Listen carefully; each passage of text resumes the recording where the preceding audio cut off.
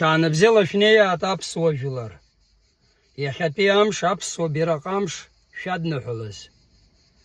Шускоман шалахат. А бирак яцагулыз. Яцагулаша.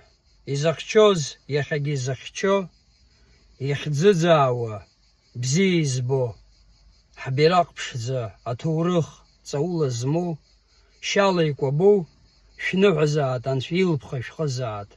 Шардам та апсанра. Шардам та апсуа. Шардам та хабирак пшза. Хагамзат и Шугамзат.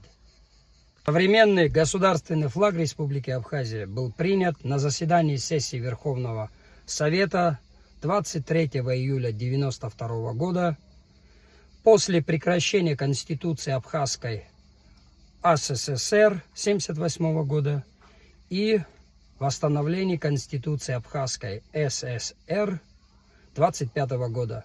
Автором флага является Валерий Гамге.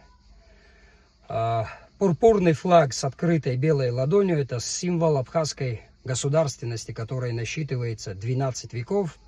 И этот флаг реял над Себастополисом, нынешним городом Сухум. Чередующие бело-зеленые полосы 7 отсылают нас к Горской республике 18 года, куда входила и Абхазия. И не обозначают религиозную толерантность, а символизируют духовность, молодость и жизнь.